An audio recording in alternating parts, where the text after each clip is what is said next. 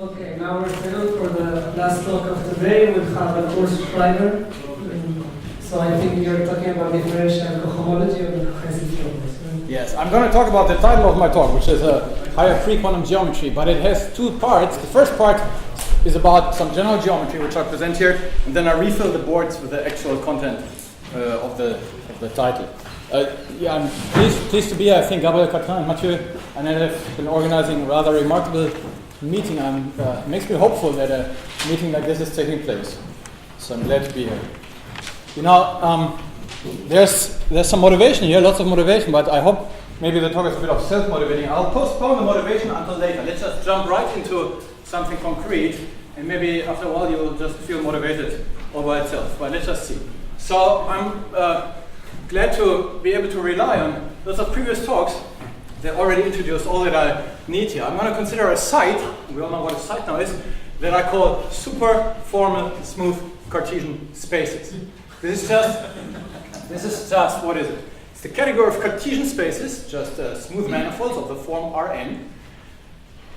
I put the smooth explicitly there because we could have linear maps between the Rns. I don't want to do this.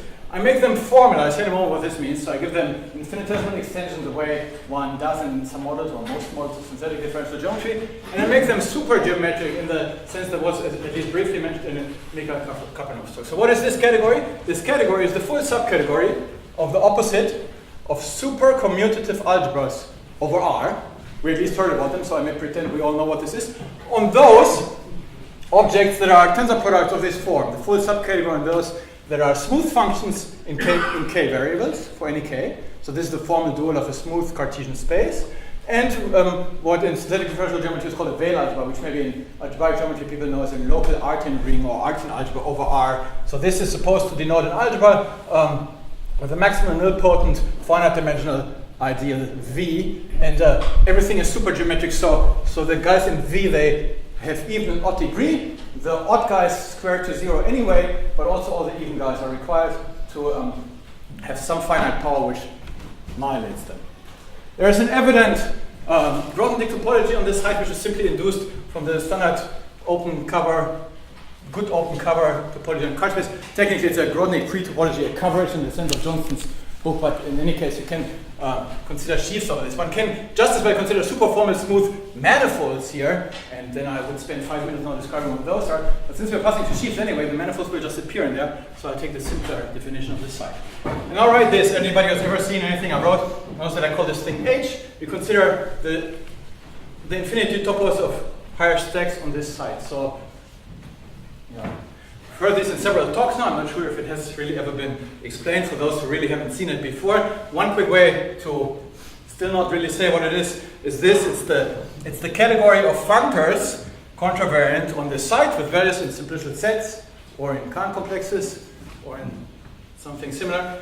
And we consider the Dwyer-Kahn simplicial localization of this category at the local weak homotopy equivalences. Anyway, so this is, if you forget the infinity sign here, this is just the sheaf topos over this, and maybe 30% of my talk will just work well in the sheaf topos, but for some of the things we do need, they will really in the homotopy theory. I mean, this is just a slight variant of what Dinesh Szynski had. We can also take smooth, we can also take the complex analytic thing here, works just as well. So Dinesh had these sides without the formal and the super thickening. I'll take this from Michel Marvin's talk. So, you know, I think there was an email sent around where I drew kind of a landscape of how many of the pre-quantum at least geometries, not including those that will be discussed tomorrow, sit all inside this infinity topos. For instance, the diffeological spaces sit inside there. I'll explain the symbols in a minute. What's called the Cahier topos that was introduced in 1979 by the book, a model for synthetic differential geometry, is the zero truncated bosonic piece of this. And of course, this was a part of Dinesh's talk yesterday, the plane infinity group would sit in there. So what do these symbols mean? They mean the following. So yeah, I'm sorry to have to introduce some symbols. So here's a curious fact, which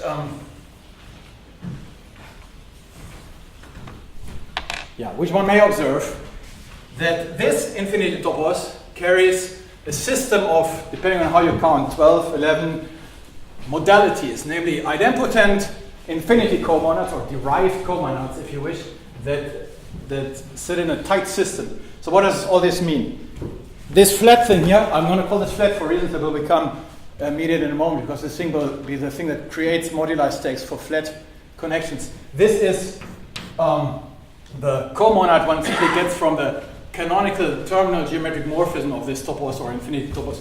The thing that takes global sections down to infinity groupoids and then re-embeds them, reflects them back into the topos as locally constant infinity stakes. So this is something that every topos has. This flat, every Grothendieck sheaf topos. And now the kind of magic starts to happen. So this topos, first of all, is local. That means that this, well, first of all, this operation is idempotent. So if you do it twice, it produces an equivalent object as doing it once, and the equivalence is exhibited by the co-unit of that comonad. It has a right adjoint, which I denote sharp following some standard terminology, at least in modal logic or modal flat theory anyway. So the fact that we have this right adjoint is already pretty big constraint on top of it. It makes the topos local. So every adjunction between these modalities that I draw is actually an adjoint triple to the category of could you make it easier? Yes. For me? Yes. To draw explicitly the functors? Yes. Maybe on a different blackboard. Yeah, they're all full, right? So I'll draw the first here. Thanks. Yeah. So here's our H, and here's the base topos, which not takes the. This was S in the initial store, right? I like to call it infinity groups. Spaces, yeah. But it's good actually not to think of this as well. Anyway, yeah, that's what it is. So there's the canonical terminal geometric morphism, whose direct image is the global sections, and whose inverse image, yes, is the inverse image that produces locally constant infinity stacks. Right? So it's the derived, all this is now on the derived level. It's really infinity functors. This is part of this is important. No. So this is H has a terminal object, right? Right, so gamma in this case is just homing out of the terminal object. It happens to be in this case that this is just H homing out of this point. It's evaluation. It's evaluation on the point. At the terminal. Yes. So we think of a general object in here as being an infinity groupoid that is equipped with smooth, formal, and supergeometric structure. And we see that supergeometric structure by mapping little Cartesian spaces into it to check what the smooth, superformal families in this infinity groupoid are. So if we just remember what it does on the point, we don't remember any of these families. So we don't remember the smooth, formal superstructure. We just get the underlying infinity groupoid with a discrete smooth structure. And that's what gamma is. Because what you're explaining is rather complex. Maybe one example would be to compare these adjoint functors with the adjoint functors that you get between sets and simplicity sets. Yeah, simplicity sets is also cohesive over. Just because because they do exist there too. Yes, simplicity sets is also cohesive over a set. That's right. Yeah. Yeah. So we get. Delta will be the constant. It takes a set regarded as a. Take a set to the constant set. Yeah. Gamma would be the zero vertices. Yes. Okay. The points. The points. The naive points, right? Yeah. The because it's evaluation at the terminal. Yes. And okay. It has in that case, we have this further left adjoint is pi 0 that produces the. To delta. Yes. It produces the connected set of connected Pi components zero. of a simple set. Yeah. Okay. Pi 0. Here for us, this left adjoint is pi infinity.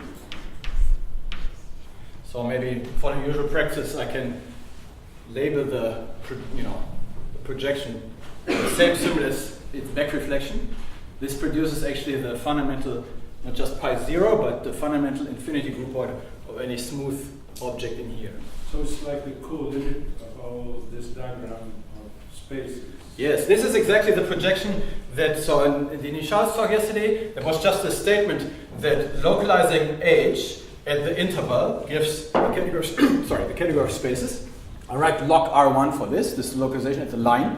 And what I'm just drawing, I'm saying this equivalence is actually exhibited. It's a reflective localization of that infinity topos. So the localization functor has a right adjoint that reflects it back into it.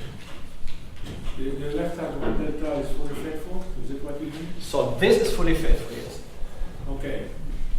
So in this sense, this sphere of compass exhibits spaces as a reflective localization of smooth formal super infinity group points at the line. Okay? Smooth infinity group points. Okay. Right, so we have these three, and then in addition we have one more. It's necessarily also fully faithful once this is. There's further derived right adjoint here. If we think of delta as sending an infinity groupoid to a geometrically discrete infinity groupoid. Think of a group. You take a group that is a discrete group, regarded as a Lie group, with discrete smooth structure. That's what delta does.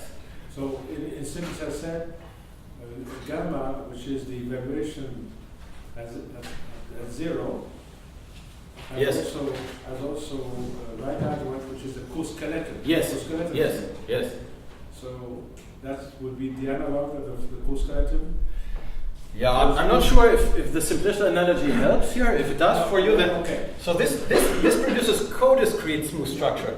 Think of taking a set, and you can regard it in two ways as a topological thing. Either you equip it with a discrete topology, so that every continuous map into it is constant, locally constant, or you equip it with a co-discrete topology, such that every set theoretic function into it is regarded as being continuous.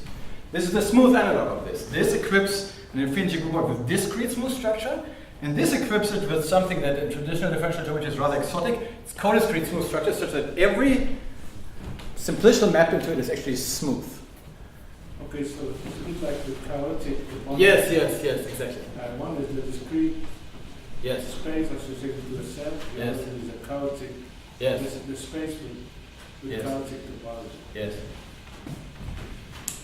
So back in 1991, or then later, in a series of articles, as you know, William de Beer proposed that this is somewhat important, that it's the future of category theory to consider toposes that are equipped with adjoint quadruples like this, and he called them cohesive.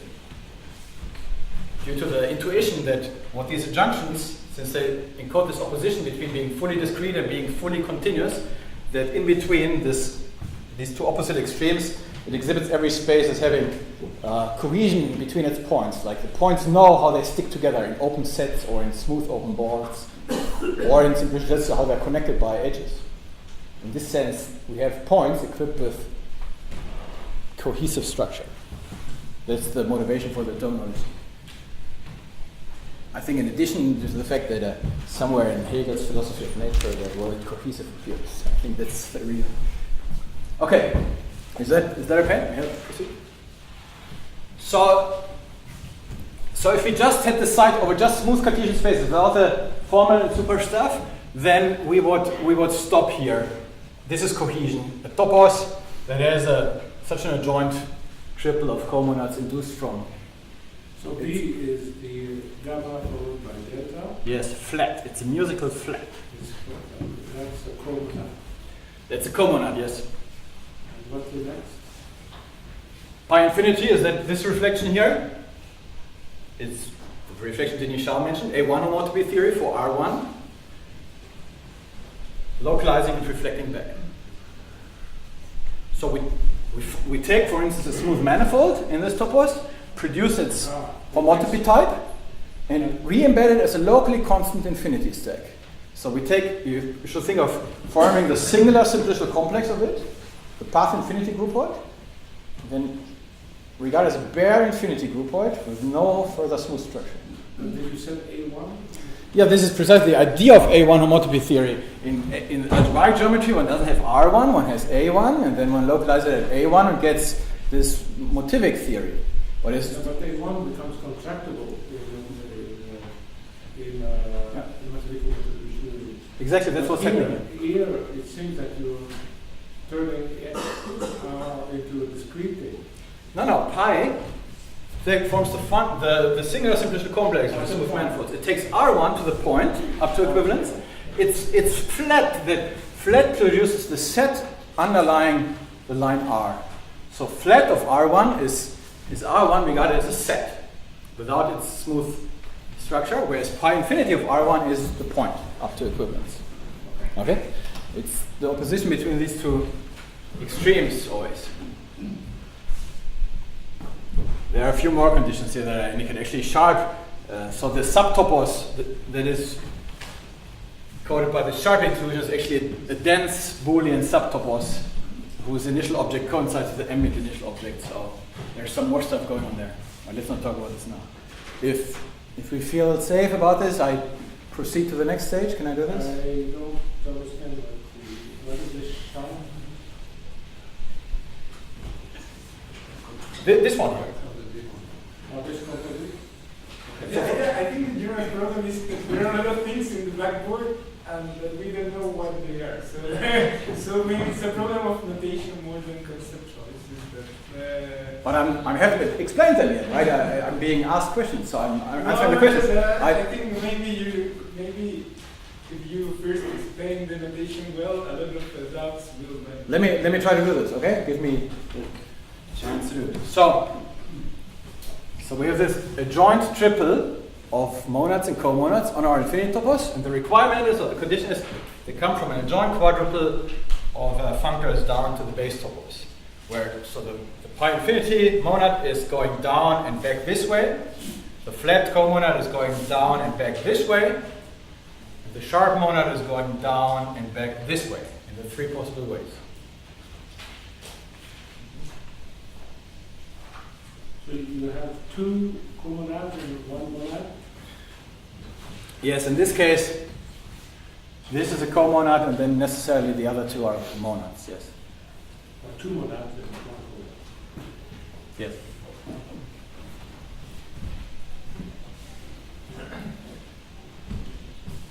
So this adjoint triple C is the smooth structure, and now one finds that the formal structure, the synthetic differential geometry structure, is encoded or reflected by, is witnessed by another adjoint triple of monads and comonads that are also required to come from an adjoint quadruple of functors, no longer to infinity groupoids, but to the underlying smooth infinity groupoids. So this guy I will explain in some detail on the next board, and the statement is just it has a further left and right adjoint, and then it continues this way. There's further adjoints that witness the supergeometric structure. For instance, this guy will project out the bosonic underlying pieces over space. This guy will project out the even pieces. So I don't have time to go through all 12 of these things. The statement is just they exist, and the general claim of the kind of perspective that I'm trying to talk about here is that it is now an experimental fact that by just working sort of synthetically with just the fact that we do have the system of adjoint comonads on our infinity topos, we can easily encode lots of interesting geometry. So my aim maybe was to explain at the end of this talk how we can encode partial differential equations and the variation principle of classical and pre-quantum mechanics. But we have to see how far we get. So my next strategy would have been to talk a bit about this in guy. We'll do this on the next board, if I may.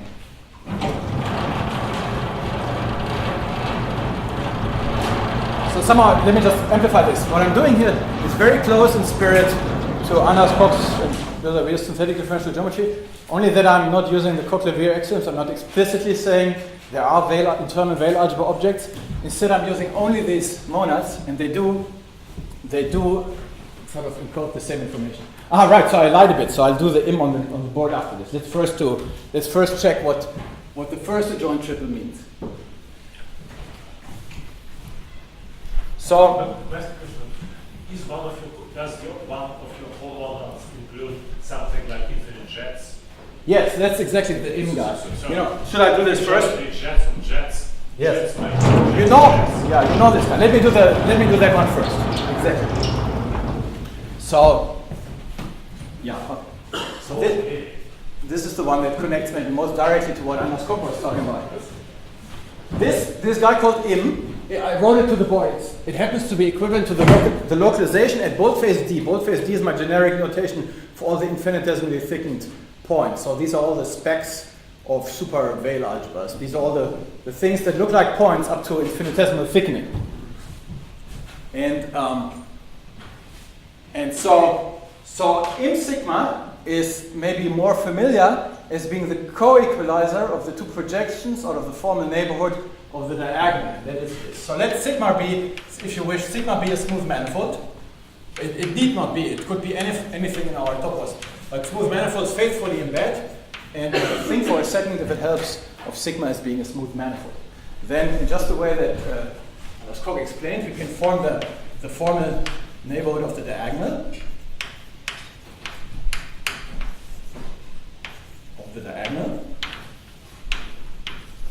Of sigma. And it has two projections back to sigma. So this is, in the synthetic language, simply the space of pairs of points in sigma that are infinitesimal neighbors. That's the beauty of the synthetic language. You can just easily say it this way. Topos, yeah, anyway. So it has these two projections, projector one point, projector the other point. This M sigma is the co-equalizer of these two maps. It produces the space with the curious property that if you look at its global points, it looks exactly like sigma. If you look at smooth curves in it, they are precisely the same smooth curves as in sigma. But if you look at pairs of infinitesimally close points, they necessarily coincide. So there's no infinitesimal paths in here. There are finite smooth paths in here, but no. Yes. Maybe you should say that your infinitesimal it's infinite order, yes. Is countable isolation of the first order neighborhood relation.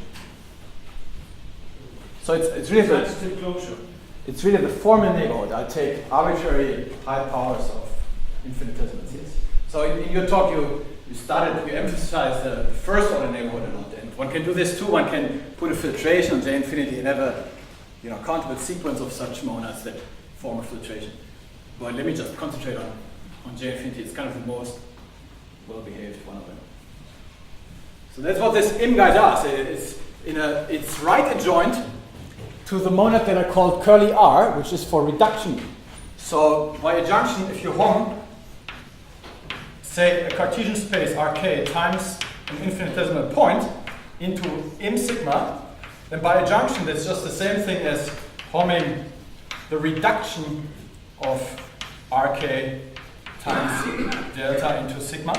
Reduction in the sense of algebraic geometry means we regard this as a formal scheme and take the reduced part. We reduce away the infinitesimals. So this reduction is just the underlying Rk. So this is just home from Rk to sigma. This is just the formal way of saying what I just said in words.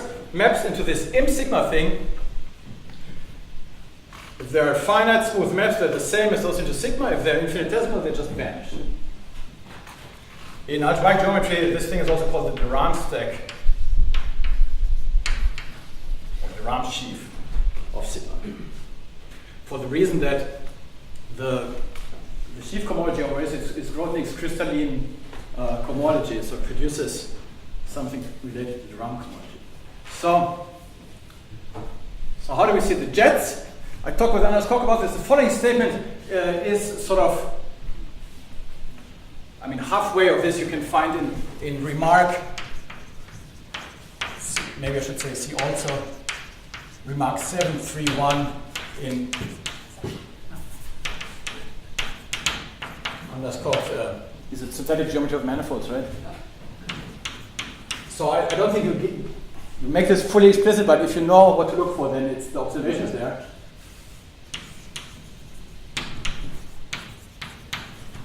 One has to translate between this remark and what I have here.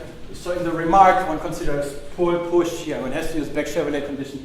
I will consider push, pull. So let's consider if we have. So this is the strategy. Now we try to work synthetically with only the information that we have this system of monads. So what do these monads and comonads give us? They give us all the unit and co-unit maps that they have.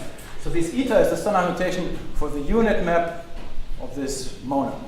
It's just this quotient that identifies infinitesimal points. So given any map, I have now the base change adjoint triple of two ways of pushing forward along this map and one way of pulling back. And that adjoint triple, by my general philosophy here of always taking any adjunctions between different categories, turn them into monads on one of the two categories, I turn it into an adjoint pair acting on the slice.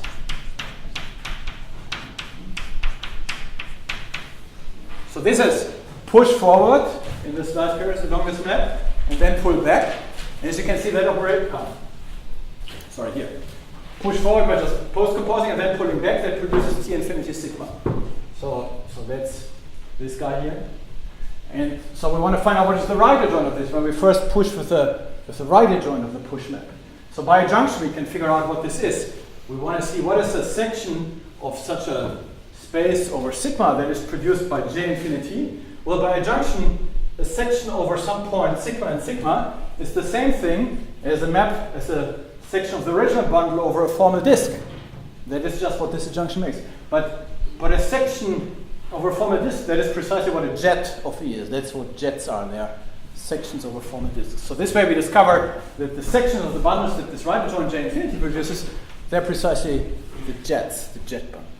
That is, if you haven't seen jets before, that is the definition of jets, if you wish, the synthetic definition of jets. Otherwise, one can check it. So this gives us an amazing amount of structure from just these adjunctions. A beautiful article that was written by Michel Marvin, the Czech Republic, proceedings of a meeting in Brno, Central European meeting in 1986. He observed that the Kleisli category of this jet comonad is precisely the category of differential operators acting on sections of bundles. And the Ford-Eilenberg-Moore category of co-algebras is the category of partial differential equations, the way it was introduced a few years before this by Vinogradov in his Diffiety language. Turns out, with a bit of hindsight, that algebraic geometers, I mean, this article has been maybe forgotten, or differential geometers haven't picked this up much. In algebraic geometry, where im sigma is called the de Rham stack, one calls the quasi-coherent sheaths of the de Rham stack the D modules, and then the analogous algebraic formulation of PDEs is all encoded in terms of what they call D geometry, D algebras. So maybe the modern terminology for what's going on here is D geometry. You might also call it jet bundle geometry. Yeah, I have a remark on how to define a tau group was this way, but if I may, I'd just go to the hexagon and then we maybe do a little bit of physics.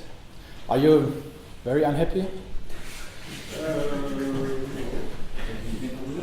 You should please ask me. I mean, I'm out of my timer anyway. Yeah, but I'm happy to explain it. But I think, I mean,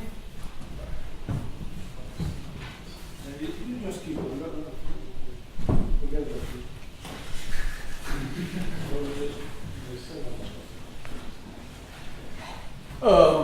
yeah, I can just leave it like this. So, well, no, I need to point. So I was now concentrating after all on the middle of these adjoint triples. Let's focus again on the left one. So the middle one we just kind of saw encodes actual differential geometry in the sense of jet geometry, D geometry. It turns out the left one encodes differential cohomology. So here's the way this works. Now we just for the moment we just need the pair of modalities that is pi infinity and flat. And by the same token as before, I just make use of the units and co-units, of the structure that these monads give me. So for any object in H, so A is any guy in H, you might think of this as being a manifold now, but this is really a bad idea if you think of as a manifold. But you could. But I'll give an example just over there. So it receives this co-unit map from flat, which is kind of just the inclusion of the geometrically discrete part into the fully smooth part. And I'll just write now flat bar for any comonad for the homotopy cofiber of this map. So this is just the cofiber of this inclusion. So I will in a moment assume that A is a stable object, a spectrum object in H. But for the statement that I want to make, but a priori this thing just exists for any object. So we're saying, okay, we have these two aspects of A. There's the discrete aspect of A, and there's this pi infinity aspect of A. Let's just decompose A into the discrete part, its pi infinity part, the complement of the discrete part, and the co-complement of the pi infinity part. So this here is the homotopy fiber of this map, okay? I just defined it this way. I can certainly do this. And then just by functoriality, I can apply pi infinity to this cofiber map. And get a map here. By neutrality, I get a commuting square. Everything is commuting up to homotopy, of course, right? And similarly here, I can apply these things to each other, so we get this square. And then I just fill in these maps D and beta. These are just names for the composites that appear. So this hexagon just exists. And now the theorem says it's actually a super easy proof. It's like the Uneda lemma a bit. It's almost trivial. It's a theorem, but it seems to be important. This was observed by Uli Bunke, Thomas Nikolaus, and Michel Marvin last year.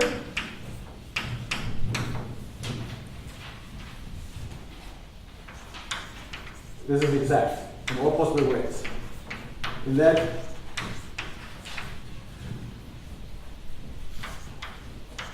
both squares are homotopy Cartesian.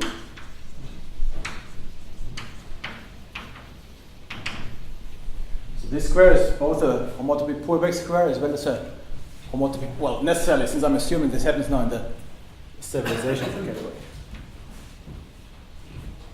And second, the long sequences that appear here, well, the diagonals are exact by construction, homotopy exact, but also these long sequences are long homotopy fiber sequences.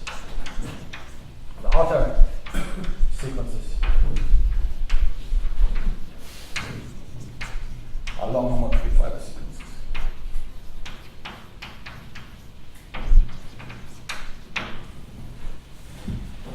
And as we'll see in this example in just a moment, the upshot is that by unwinding a bit what this means, one finds that it means that this diagram characterizes every stable object in H as being a differential cohomology theory. So just the way I think it was also mentioned by Diderot is like every spectrum, every stable object in the underlying homotopy theory of spaces defines a generalized Eilenberg cohomology theory. One can ask, so what are the spectra, the sheaths of spectra that are parametrized smoothly over some base? And it turns out I can always, this hexagon characterizes this sheaf of spectra as being an underlying spectrum. So this is kind of the underlying cohomology theory.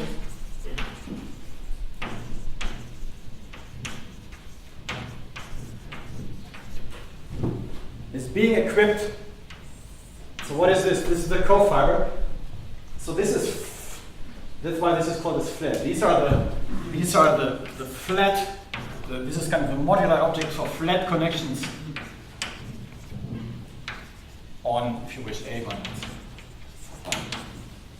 So let's do this in this example maybe here.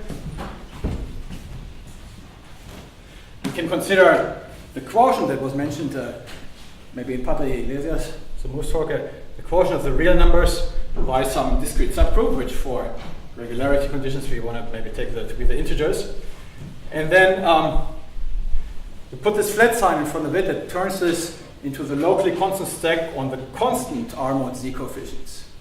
And those classify for P equals 0, classify the flat circle principal bundles. And for higher P, this classifies the flat, what's called flat round P-gers.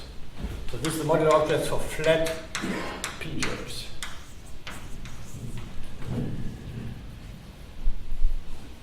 This goes back to a standard fact maybe in algebraic differential topology that choosing a flat connection on G principal bundle is the same thing as asking for a reduction of the structure group to the discrete group underlying the given smooth structure group.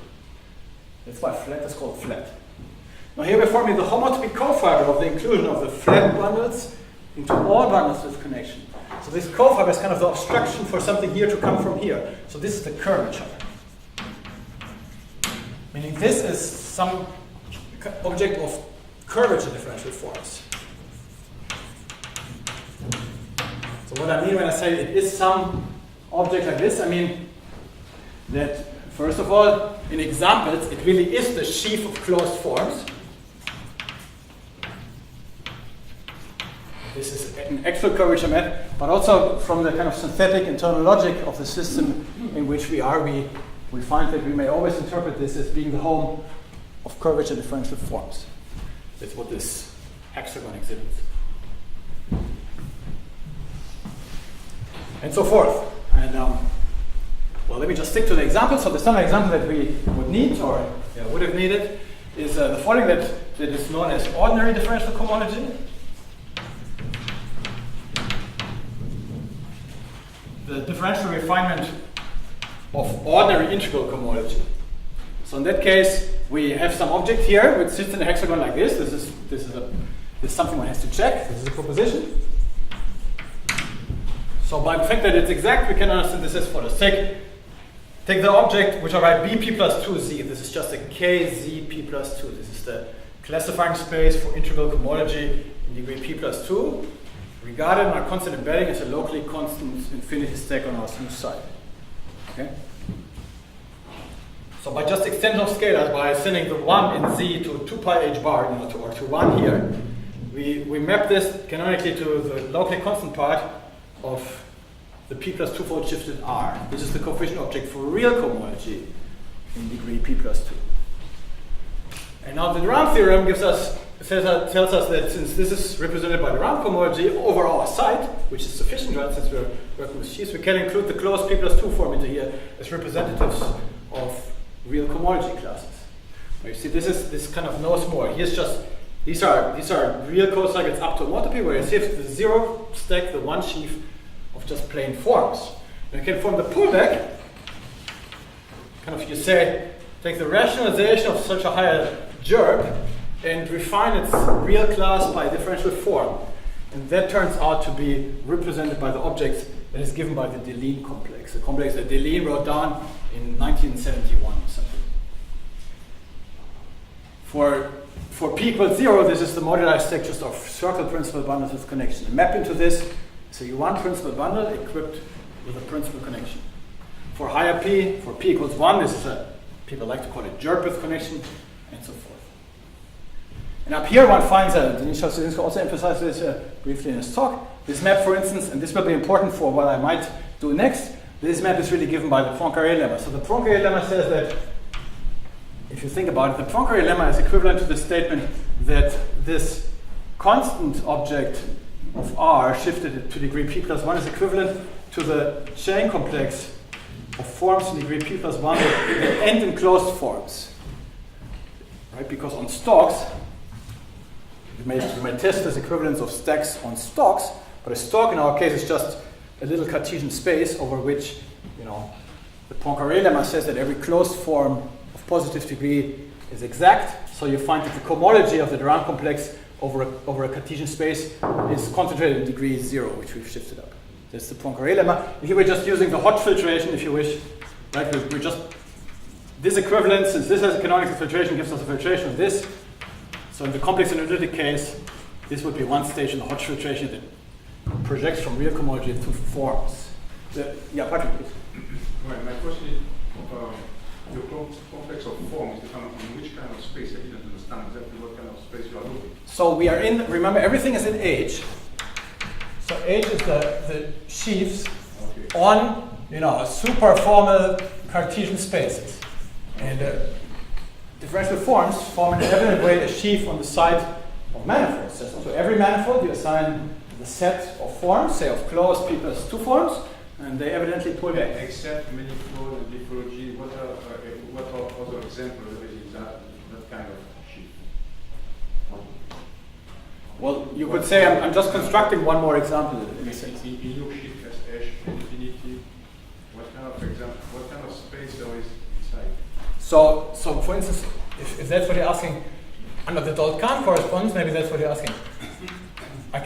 This was kind of implicit in the initial talk. I'm just thinking, you can map sheaves on card space with values and chain complexes.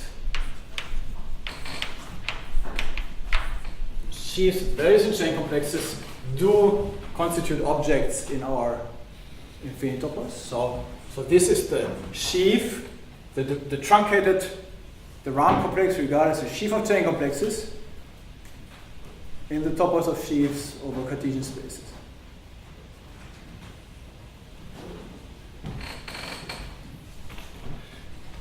So Simon Sullivan in 2008, they noticed by a kind of more, by less topos theoretic construction, that ordinary differential cohomology is characterized by sitting in such a hexagon. And they asked the question, you could say they stated the conjecture, is it true that every generalized differential cohomology is characterized by such a hexagon? Because notice the thing about it is that all these are just ordinary cohomology theories with real and integral and U1 coefficients, and these are just some differential form refinements. So this is stuff that is kind of ordinary and known, and it says that differential cohomology is precisely that which is the combination of something, some ordinary spectrum with some differential form data in precisely the way it's shown on this data. So they conjecture this or asked whether it is, and then this statement by Dunkel gives the absolutely general answer. It says, just like Brown representability says that every spectrum in infinite space is a cohomology theory, it says that if you accept this as a good definition of differential cohomology, that every sheaf of spectra on a cohesive side is a differential cohomology theory. What are the two names you wrote for the Oh, sorry, Simons and Sullivan. So Simons and Sullivan were studying. This is Simons from Simon's theorem from Renaissance technologies, and Sullivan from rational homotopy theory. They were really trying to understand differential K theory. I think there's a sequence of two articles. The first one proves that ordinary differential cohomology sits in the hexagon, and the second one goes towards showing that differential K theory also sits in the hexagon. But they worked on homotopy groups, not on the stacks, and then it doesn't quite work. The exactness, if you go to pi 0, the exactness breaks down. Another question. Yes. Your C is a. What is C? Is this C, Z? This is Z. This is the integers. The integers as in a abelian group. You can regard as a chain complex concentrated in degree p plus 2. Any abelian group? No, it's the in this case it's the integer. But you could put any abelian group there. You said you could. Did you put? No, on the board this is a Z. This is the integer. No, but you said I can put any integer, but you can't do that, or you cannot? Replace Z by Z plus alpha Z. You can do that. So in this picture. Yeah, so for every abelian group, there's an arbitrary loop. For every abelian group, I get a chain and every integer, I get the chain complex concentrated on that group in that degree. And under this embedding, this gives an object in my infinite topos, which I would usually call B and A, the classifying space of A cohomology of coefficients in A in degree N. This is maybe my B is confused. This is what maybe you would like to call a case equals to. Darn, sorry. The Einberg-McLean space for integral cohomology in degree p plus 2. Okay?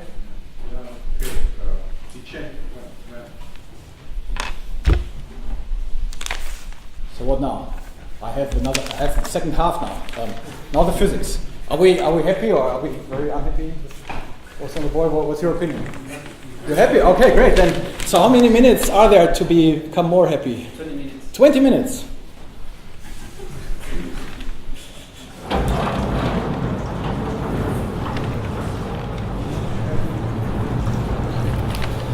So what do we have? We understand what differential cohomology is. We know what connections on higher gerbs are. We've just learned this in a crash course. And we know what PDEs are. Now we just combine it. We consider differential cohomology on partial differential equations, and we find all of pre-quantum physics. Local variation. Maybe. So I need to wipe a bit.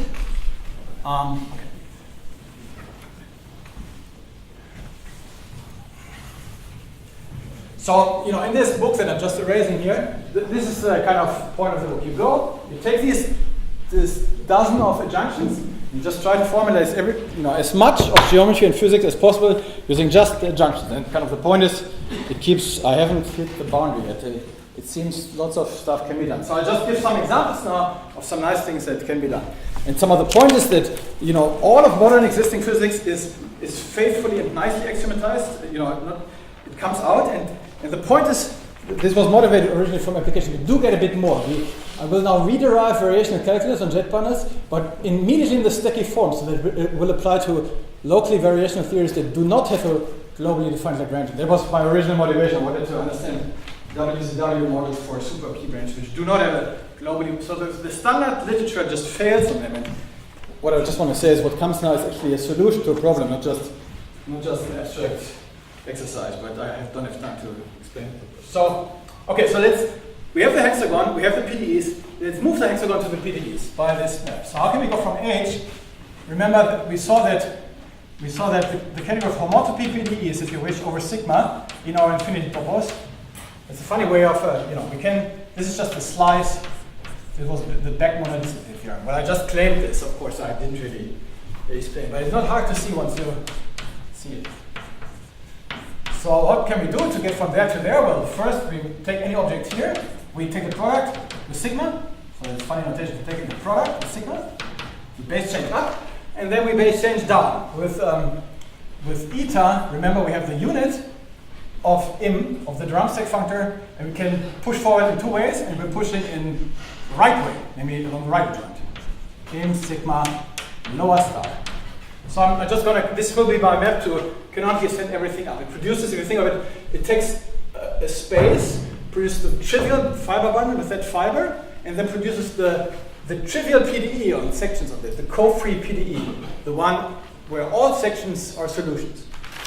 So this is kind of the canonical way in which we can move up, and I give this a name. This will be, just to abbreviate, this will be sub sigma, moving stuff to sigma. And now here's the thing. Yeah, this is bad now. Remember, behind this board, there's this beautiful hexagon, and the hexagon had all these ordinary cohomology theories, and then there was a differential defined by forms. So let's consider what happens to those. Here's the sheaf of the Durand complex in degree, truncated at p+1. That's the sheaf of forms, and now we send it up to the context of D geometry. And up there, for instance, if you hom a bundle into it, so E is a bundle over sigma, regarded as a co-free element in here. So a map here, what is this L? So by a junction, this is a form, a differential form on the jet bundle of E. This was a statement about the differential operators forming the Kleisli category of our thing. Yeah, maybe just believe it. So this is a differential form on jet bundle of E. So in this context, bundles are represented via their jet bundles. So this is, and now you could say, well, that's great. So that we have the differential forms up on the jet bundles, but since we have a bundle over sigma, what we might really be interested in, we might want to say what is the value of this form along sections of E. So this composite happens in the Kleisli category. So this is really the jet. Take a section of E, form its jet prolongation to a section of the jet bundle, and pull back that form on the jet bundle down here. So if you have ever seen any classical physics, you see where we're heading. These will be field configurations. Sigma will be a space-time or world volume. E will be the field bundle over space-time, and phi will be a field configuration. We're evaluating a Lagrangian on a field configuration. But now the thing is, putting back the form, forming this composite makes lots of the forms here zero.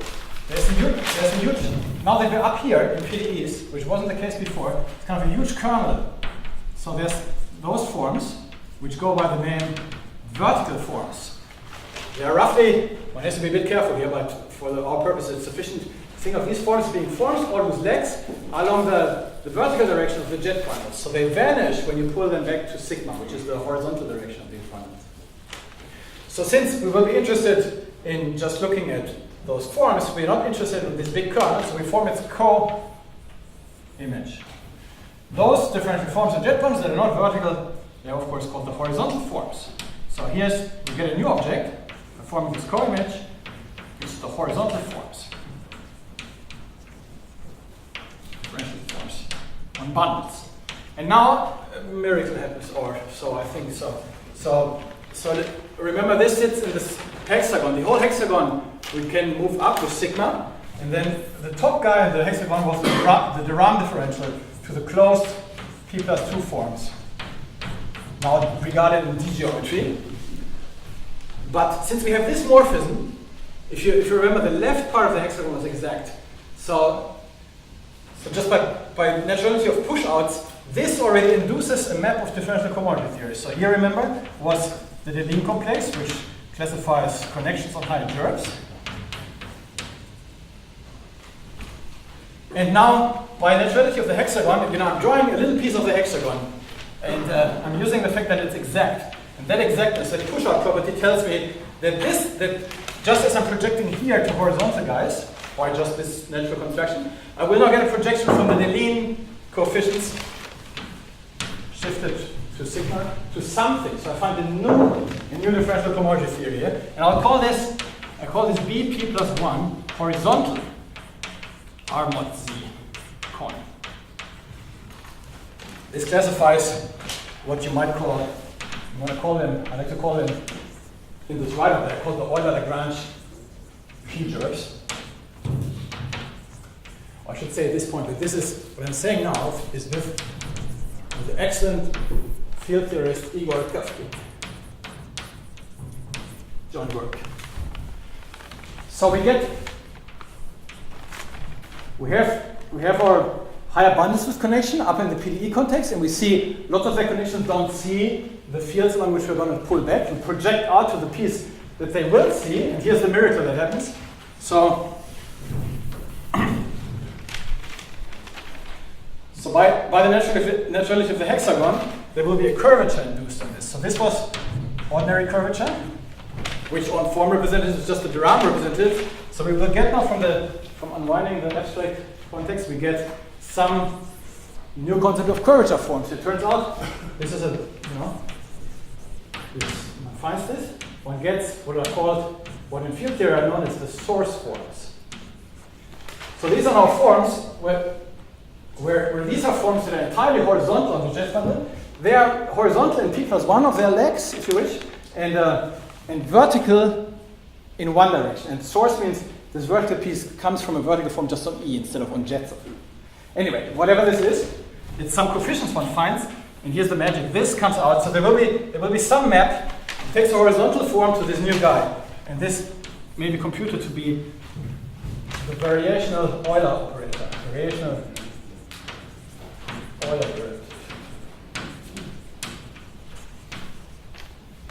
What I'm using here, for those who know it, but I will not explain this, is that in jet geometry, you can find this in Anderson's excellent unpublished book on variational calculus.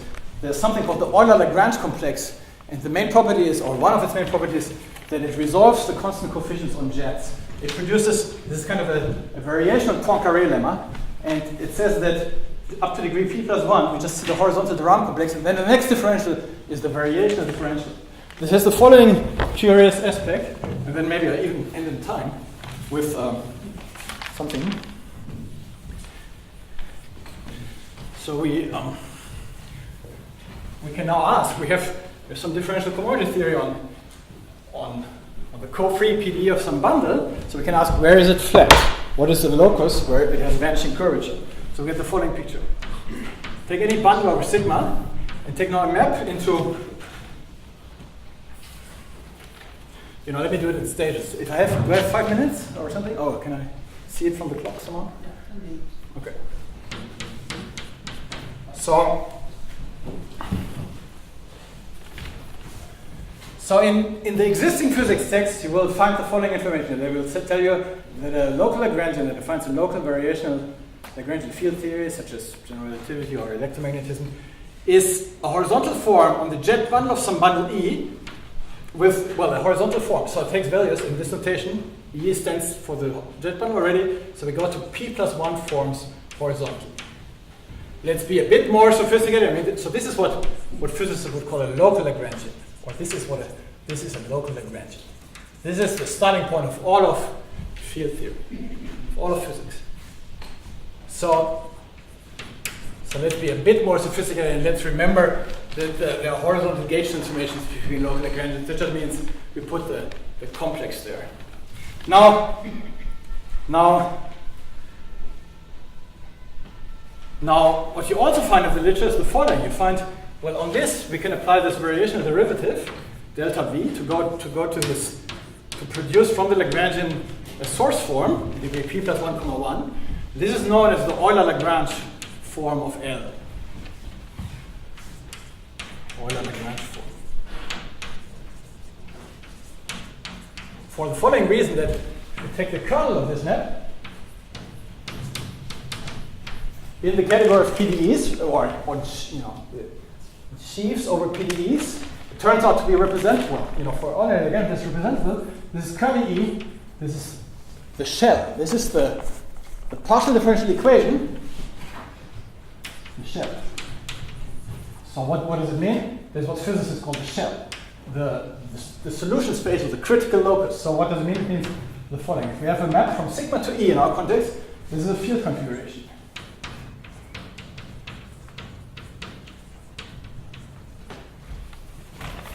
And if the field configuration lifts through the kernel of the L form defined by L, then one calls it a classical solution. For instance, if this L somehow is the Lagrangian of Maxwell theory, then the field configuration would be connection 1 form, and the solutions would be those connection 1 forms that satisfy Maxwell's equation. And now see what we did. So this is we're looking at Lagrangians that have globally defined forms. You see, this is just this top right or top left piece in this hexagon. Turns out now, and this was, as I mentioned, really the motivation, that there's very important field theories that do not have globally defined Lagrangian forms, or field theories of higher WCW type. Already the electron in the background of a non-trivial magnetic charge does not actually have, was noticed by Dirac in 1931, does not have a globally defined Lagrangian. It's amazing how this fact can be ignored in the literature by always looking at local effects. But what we have in general is we can ask for a pre-quantization of this. See, we have this curvature form, and pre-quantization, that's now the time of my talk. Pre-quantization means we take a curvature form, we take a form and realize it as the curvature of something. And we can do this by this construction that we did here. So we know that here sits the coefficients, the Euler-Lagrange gerbs with connection R mod Z. So instead of saying there's a globally defined guy, we now say we have a Lagrangian Euler-Lagrange gerb here. And then this is the curvature map, and it's still on the locally defined connection forms, it's still the variational thing. So this is what sometimes is called locally variational theories. So just the local data of the L is called in the literature locally variational theory. But here we're actually refining it to a germ. This has lots of implications that I won't get to. This is necessary to define the global action function, to define the pre-quantized covariant phase space. But anyway, so this is Lagrangian field theory.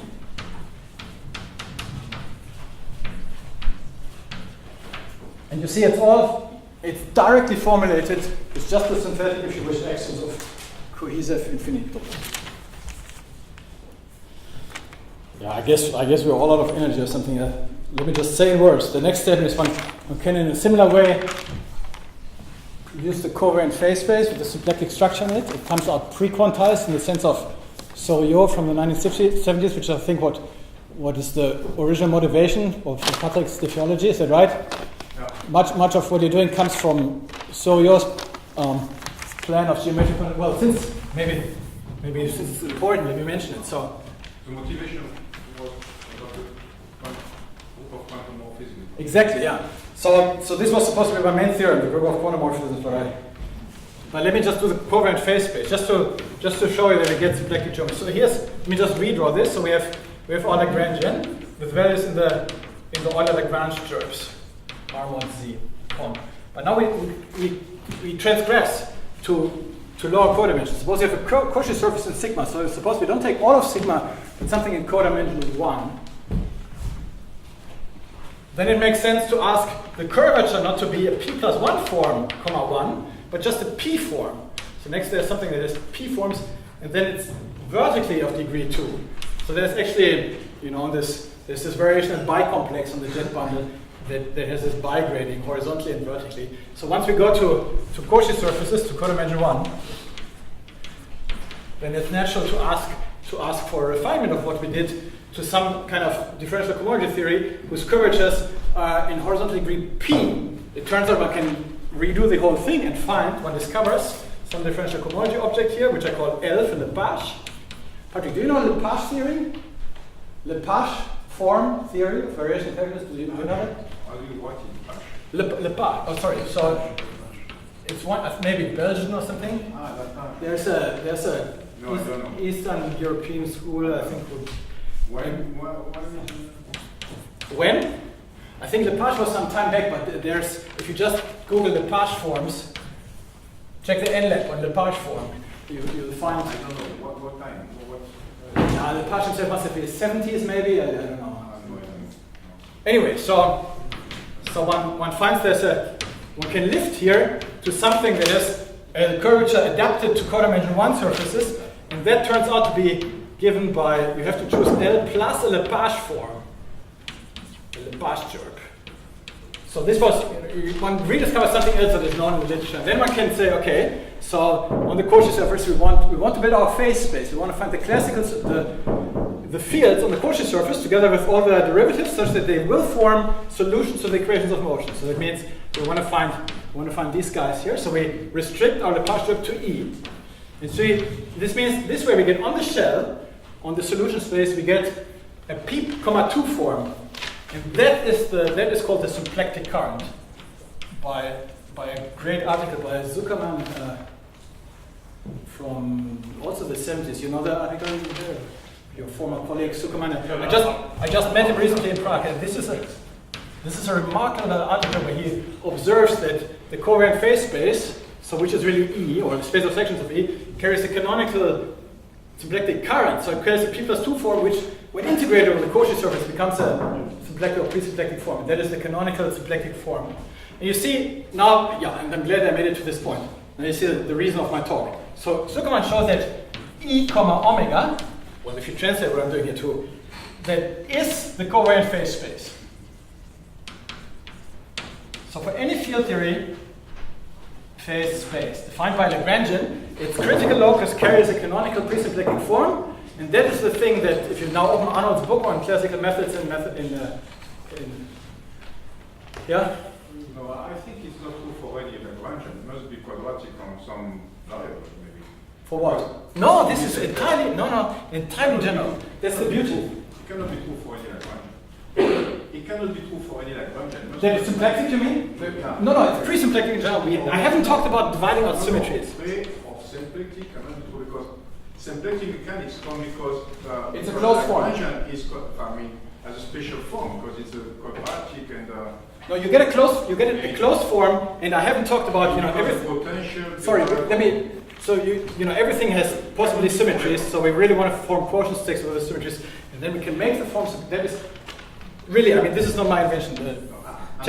I'm not discussing the fact it's pre-symplectic or symplectic. I think there is a two form only if some conditions are satisfied. No.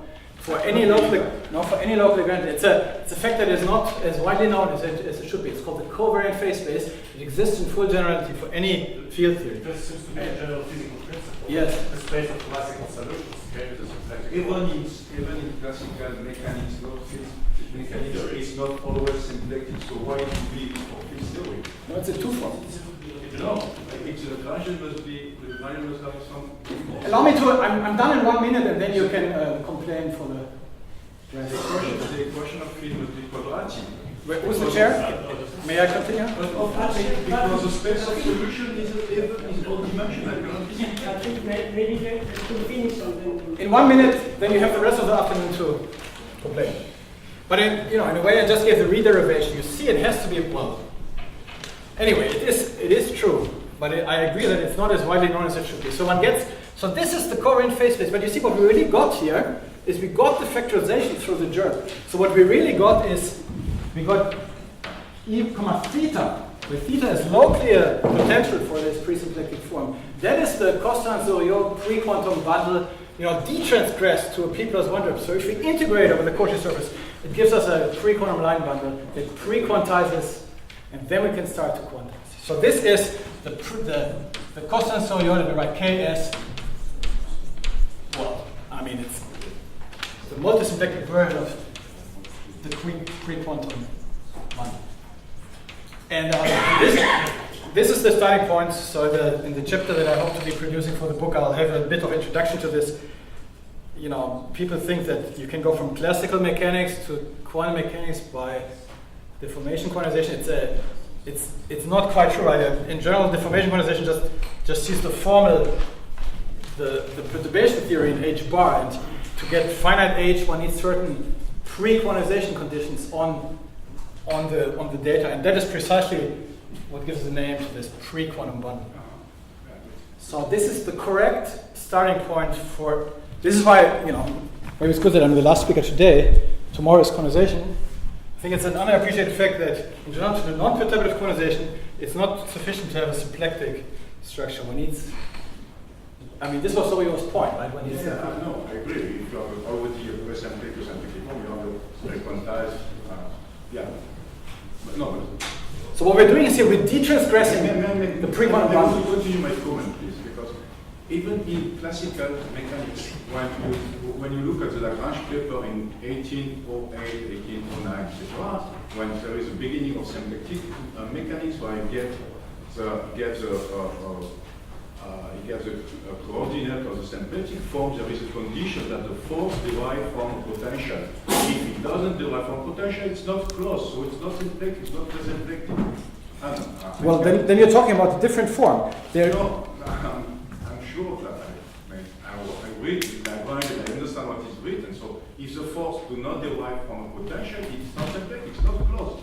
But then you don't have a Lagrangian, that's what you mean. So I'm talking about Lagrangian field theory. I mean, that's your potential. So the potential is a sum into the Lagrangian. I'm talking about Lagrangian field theory, where there is a Lagrangian.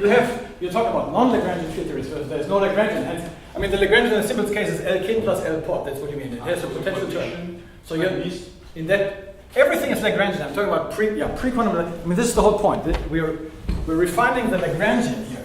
So I'm not talking about general E's. What you're saying is, let's consider general ELs. We can just consider any source form. This is called, and then the kernel is some differential equation. And it may or may not, this is the pre-quantization problem. This form may or may not be the curvature of the variation of a Lagrangian.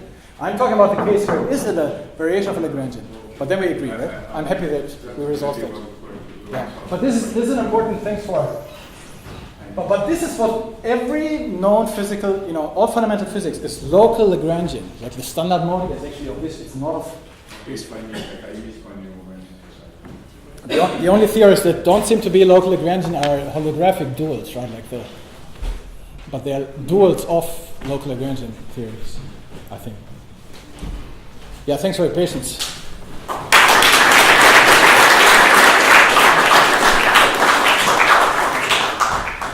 Okay, so now we can continue the discussion. Questions?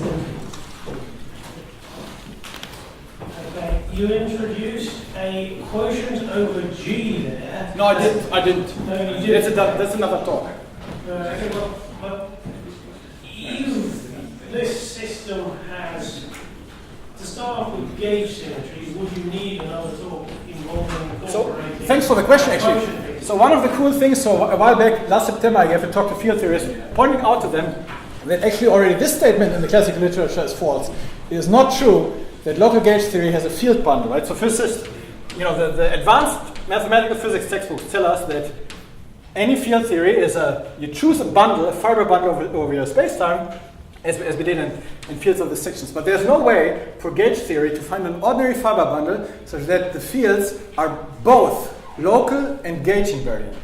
Simply for the fact that, there's no fiber bundle such that sections are equivalent to connections. You can find a fiber bundle such that sections are connections on a fixed bundle, but not on all bundles. So here's the cool thing. So once we go to this higher context, infinity, lots of other things fall into place.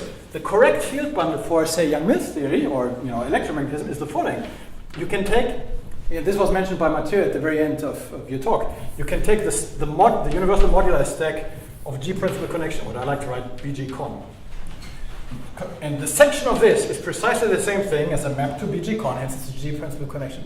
So the correct local gauge bundle of field bundle of gauge theory is actually a jerk. This is an actual Giraud jerk, or it's underlying, if you forget. Anyway, so it's this stacky bundle. And at the same time, by the way, so that if you form the internal section object in the topos, you get a smooth groupoid whose Lie algebroid, that is the BRST complex. What is sigma, please? Space-time or world volume.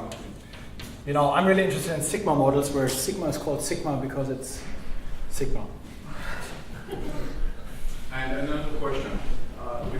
Remind me what you call omega n plus 1 x etc. etc. So the base space is a set of forms or horizontal forms? Horizontal forms? Yeah, this is a piece of the this is one row in the variation of bicomplex on jet. Well, we take forms on jet bundles. The jet bundles are really the co-classly objects. I can extend them to sheaths on PDEs, and that's what these are. And what is the basis of the pre-quantized bundle? What's the basis? E. It's E. This is curly E, so it's this. What is your bundle, the quantized bundle? So if E is an ordinary bundle of ordinary fields, say we're doing 5 to the 4th theory, then E is the sub-bundle of the jet bundle of E, which solves the equations of motion, right? With points. When you mention pre-quantization, what is it? What is the sub-bundle? As I just said, E is the critical locus in the jet bundle. On there we have this symplectic current. But we can transgress your actual phase space. Maybe I should have said this. The actual phase space is the space of sections of E, right? I mean, these are. Oh, your drawing is a little bit messy from where I'm, so I don't recognize it. So.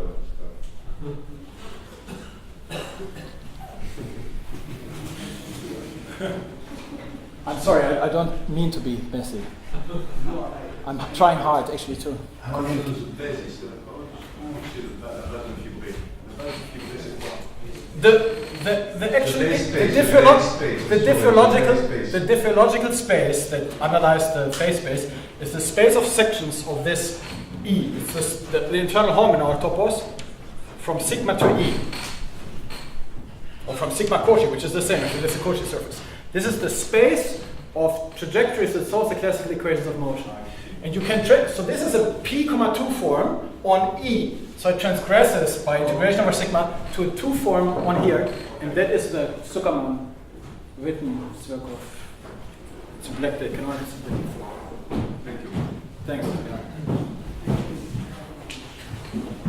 I wanted to continue then that once a quotienting by a gauge group G becomes involved, and then that gauge group G becomes a diffeomorphisms in the context of general relativity, all the approaches that have been considered so far then get played with the words, and because of that, I never played with words. It is merely formal. So, for instance, you have the diff invariant measure, but it's a merely formal object. I'm not talking about a measure. There's no measure. I'm not saying you do, but I'm just saying that once it's the diff version rather than a gauge version, virtually all the machinery that one would like to use and the many approaches that one is using formulating theory. This produces precisely the pre-quantization of every local Lagrangian field theory. What you're worried about is how to do the quantization step then. This is the next talk that I maybe give in a few years, but not right now.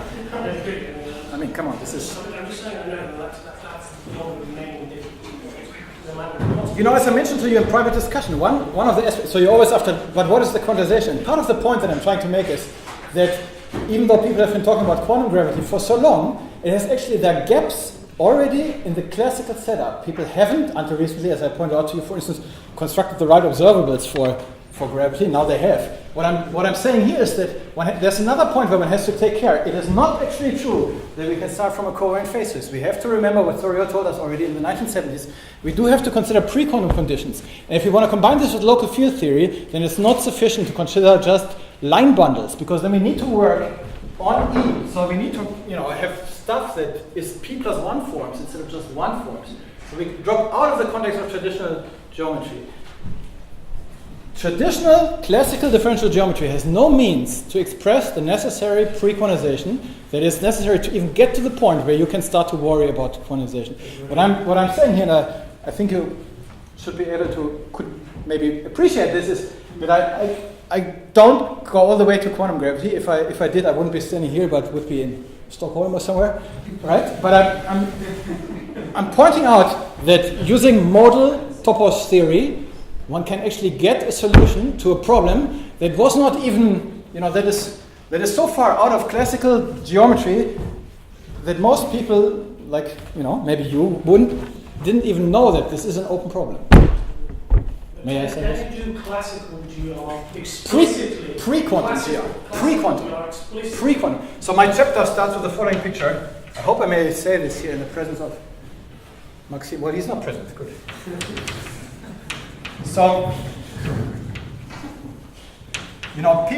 people think, and Maxime solved this problem, right? That you do the quantization by deformation to quantum physics. This is not true. This is one of the facts that is just not true. This is known in the literature, but it's not known to the, it's well known in usual quotation marks, quantum physics. So what this usually does is deformation quantization produces formal power series in HR. This is infinitesimal deformation. It goes to infinitesimal, physicists say, as perturbative. You get the formal, this is an amazing thing if you think of it. Like, here's a lot of quantum theories. Somewhere here's quantum gravity that we want to find. Here's classical field theory. And what deformation quantization does, it goes in the sense of synthetic differential geometry, to the formal neighborhood of this classical thing. And then we believe that we have explored the space of quantum theories, and it's not true. We have explored the formal neighborhood. So what was the big insight of Soriot and Catren was that this is only formal. What you really need is, you need to resolve this first. So this is what Soriot did. He said, here's the real thing. Here's classical physics, and it's given by globally defined form data, like the symplectic form. And we need to add what I might call global coherence data, or in fact, if you look in appendix A5 of Arnold's book, this is also what's known as classical anomaly calculation. You need to lift this first to pre-quantum physics. In the sense, in precise, that is the definition of pre-quantum physics. Take the Euler-Lagrange forms that you have here, the equations of motion. You need to find Lagrangian gerbs for them. So this is forgetful math. Forget global coherence data. And then, so full quantum physics will be, if at all. There's a nice article to see this, if you don't believe this, maybe because you haven't seen it before. There's a nice series of articles, or at least one by Eli Hawkins, who spells this out in full detail for quantization just of the sphere. He said, oh, look, here's this and that. And then if you do an actual, just the sphere, that's kind of the simplest symplectic thing you can think of. You do the formal deformation, then you ask for it to converge, then you find you need precisely that the symplectic form refines to a bundle. I could advertise. I forget the title of the article, but if Eli Hawkins has lots of very good articles on the problem of how to properly quantize. And so this is what you're asking about is this step, and of course this step. May I make a comment? Please. Actually, I agree completely with your picture. I just want to add something. This is Soriot and Constant, etc. They try to solve the Diderot program. The Diderot program is to associate to the algebra of variables in a symplectic manifold, a matter space and a representation with operators, etc. And there is a no-go theorem. So if you look at condition, it's not possible just with the symplectic manifold. And the solution given by Soriot at this time and Constant tries to add a dimension, one dimension in the circle. And that makes the program a little bit more, make the program possible. And that's why it's necessary to go through the pre-quantized bundle, because this pre-quantized bundle makes one condition of Dirac possible, and if there is no bundle, it's not possible, it's false. And then there is a arrow about quantization, which has to do with Lagrangian polarization, which is even more difficult and doesn't exist always, and this is a problem of the geometric quantization program, actually. But this is what I want to ask you for explanation. Exactly, but I guess we exactly agree, right? So this is what one wants to do, and it's difficult, but to even start, one needs to be here, and that is not often. You cannot have the right side if you know the left side. It's not possible. Yes. Okay. And I think one thing that was left open by Catren and Soriot is that they always considered mechanics, right? This is about symplectic two forms, whereas if you want to do local field theory, then you have a symplectic current that is a p plus 2 form. So this is the part I don't understand. Yeah, but this is the thing one has to understand. What does it mean to pre-quantize a local Lagrangian? Not just its transgression to the space-time split. I keep having this heated discussion with somebody in the audience. Since there was no way to pre-quantize higher forms in classical differential geometry, what people did, they always transgress. They divide sigma into a Cauchy surface times the time axis, transgress everything to ordinary forms. But then you break entirely the locality of the system. You integrate everything over sigma. Kind of the modern point of view of field theory that is very much amplified, by the proof of the cobordism hypothesis and extended topological field theory is that you should work local to the point and don't transgress to higher codimension surfaces. To lower. Don't transgress to lower codimension. Work all the way over the point, just with E, with the full P plus 2 form. This was left open by Costa and Zoya. There was no idea of what it means to pre-quantize a P, 2 form for higher P. So here's the answer. I have another question. No, I remember my course on quantum field theory, and there are some operators value distribution. You remember that? Yeah. Okay. So do you find something like that? So I have an idea of how this works, but I'm not going to talk about this. But I have a note that is called. So you see, this is homotopy type. This is homotopy theory with modal operators. Next, if I want to quantize, it's about linearization. So I have a note that is called quantization via linear homotopy types. This is kind of how I think this arrow will work, but have a look at the note. Maybe you can continue with private. So this will I mean, clear. yeah.